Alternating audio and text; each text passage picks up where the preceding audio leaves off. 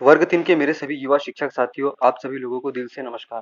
दोस्तों, वर्ग 3 की दूसरी काउंसलिंग अगले महीने से प्रारंभ हो जाएगी। दोस्तों, क्योंकि इसके लिए बहुत ज़्यादा यहाँ पर विद्यार्थियों के द्वारा प्रयास किए जा रहे हैं। और दोस्तों, वर्ग 3 की जो दूसरी काउंसलिंग प्रारंभ होगी, इस काउंसलिंग में क्या यहाँ पर आप लोगों को नया देखने को मिलेगा? पदों की संख्या कितनी होगी? उम्र सीमा क्या रहेगी? अतिथि वेरिफिकेशन का क्या डबल ऑप्शन आप लोगों को देखने को मिलेगा? और इसका कट ऑफ क्या रहेगा? और भी दोस्तों बहुत सारी चीज़ें हैं, जैसे कि बैकलॉग पद। आइए सभी विषयों पर हम बिंदुवार चर्चा करते हैं। दोस्तों, सबसे पहले हम बात करेंगे यहाँ पर पदों की संख्या कितनी रहेगी। दोस्तों देखिए, वर्ग 3 में पदों की संख्या आप लोगों को बताई गई है डीपीआई के द्वारा 7,500 पद और ट्राइबल विभाग के द्वारा 807 पद, इतने पद रहेंगे, यानी कि 8,307 पद यहाँ पर पहले से हैं। लेकिन दोस्तों, पद वृद्धि के लिए जो प्रयास किए जा रहे हैं, उन प्रयासों को ध्यान में रखते हुए अगर हम देखें तो न्यूनतम वर्ग 3 की दूसरी काउंसलिंग में लगभग 15,000 पद रहने की संभावना है। क्योंकि दोस्तों, जब भी वर्ग 3 में पद वृद्धि के लिए युवाओं के द्वारा भारी संख्या में पहुंचकर आवाज उठाई गई है, तो पदों की वृद्धि हुई ही है। क्योंकि 9 नवंबर और 19 नवंबर के दिन जो भोपाल में आंदोलन हुए थे, उन्हीं का परिणाम निकला कि 26 नवंबर को आप लोगों को नोटिफिकेशन देखने को मिला डीपीआई के द्वारा 7,500 पद और ट्राइबल के द्वारा 807 पद। तो 14 मार्च के दिन जो प्रोटेस्ट होगा और शिक्षा मंत्री के बंगले का घेराव होगा, उसके बाद डेफिनेटली आप लोगों को वर्ग 3 में पदों की संख्या में वृद्धि देखने को मिलेगी। दोस्तों, यहाँ पर दूसरा महत्वपूर्ण बिंदु है डीएड वर्सेस बीएड का मुद्दा। क्योंकि दोस्तों, डीएड वर्सेस बीएड का मुद्दा अप्रैल में सोल्व हो जाएगा। यहाँ पर जो फैसला सुरक्षित रखा गया है, वह केवल 90 दिनों के लिए सुरक्षित रहता है और अप्रैल में, यानी कि अप्रैल में आप लोगों को डीएड वर्सेस बीएड का फैसला देखने को मिलेगा। तो दोस्तों, इस फैसले का सीधा सा असर वर्ग 3 की सेकेंड काउंसलिंग पर देखने को मिलेगा। अगर दोस्तों डीएड और बीएड में कोई परिवर्तन हुआ, तो इसका जो असर होगा वर्ग 3 की जो सेकेंड काउंसलिंग है, इसके कट-ऑफ पर भी असर पड़ेगा और दोस्तों इसमें छात्रों की संख्या में भी परिवर्तन देखने को मिलेगा। तो दोस्तों, उम्मीद है कि जल्द ही डीएड और बीएड का फैसला सुरक्षित रहेगा और डीएड बीएड दोनों पक्ष के साथियों को बराबर लाभ मिल जाए, यही हम लोग भी चाहते हैं। क्योंकि इस फैसले का परिणाम प्रत्येक छात्र के हित में हो, ऐसा यहाँ पर परिणाम सुनाया जाना चाहिए। क्योंकि दोस्तों, हर छात्र ने मेहनत की है और हर छात्र को उसकी मेहनत और उसकी योग्यता के अनुसार यहाँ पर जॉब मिलना चाहिए।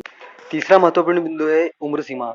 तो दोस्तों, उम्र सीमा के संबंध में अभी डीपीआई आयुक्त अभय वर्मा जी के द्वारा नोटिफिकेशन जारी किया गया था और उसमें स्पष्ट रूप से ये कहा गया था कि 1 जनवरी 2023 तक अगर आप लोगों की 21 वर्ष उम्र है, तो ही आप लोगों को वर्ग 3 की सेकेंड काउंसलिंग में यहाँ पर नियुक्ति मिल पाएगी। अगर आप लोग नियुक्ति से पहले अपनी उम्र सीमा को कंप्लीट नहीं कर पाते हो, तो सेकेंड काउंसलिंग में आप लोगों को मौका नहीं मिलेगा।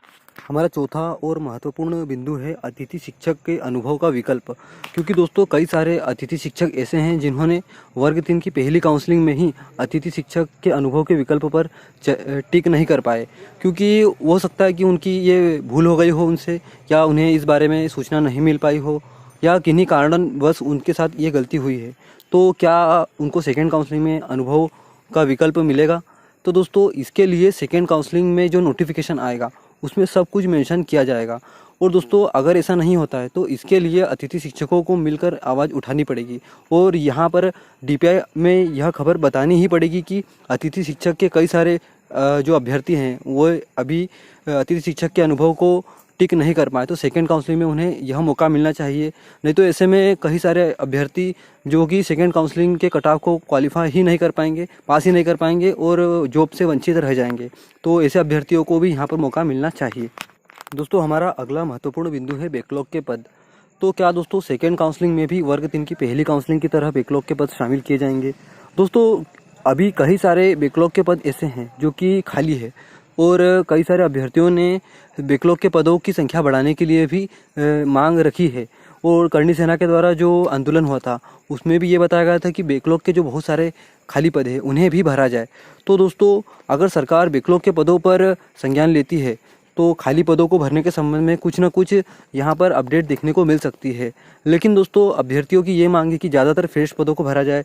तो देखते हैं दोस्तों, यहाँ पर सरकार किस तरह से अपना निर्णय लेती है और पदों की संख्या में बैकलॉग के पदों को ज़्यादा जोड़ती है या फ्रेश पदों की संख्या ज़्यादा होती है, यह तो केवल सरकार के ही ऊपर है। और दोस्तों, हम लोग ये चाहते हैं कि पदों की संख्या ज़्यादा से ज़्यादा हो और अभ्यर्थियों को भी ज़्यादा से ज़्यादा लाभ मिले।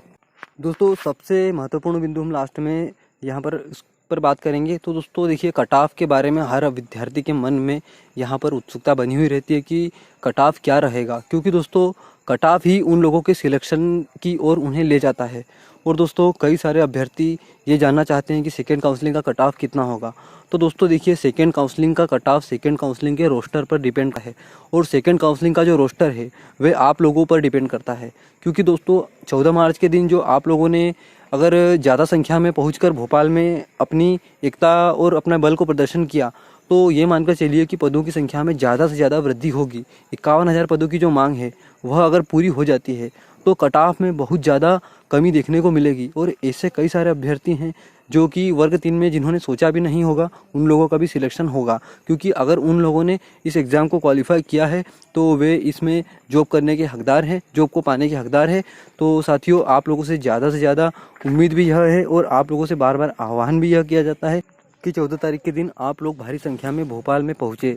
क्योंकि दोस्तों अगर आप लोगों ने भोपाल में पहुँचने में अगर किसी भी तरह की कोताही बरती तो समझिए कि ये आप लोगों के परीक्षा परिणाम पर ही डिपेंड करेगा, सीधा सा इसका असर पड़ेगा। और दोस्तों वर्ग 3 में जो आप लोगों को नौकरी का सपना है वे धरा का धरा रह जाएगा। आने वाले समय में वर्ग 3 के बारे में बात भी नहीं हो रही है कि वर्ग 3 की परीक्षा कब होगी। तो ये मान के चलिए कि 5 से 6 साल तो लग ही जाएंगे वर्ग 3 की दूसरी परीक्षा होने में।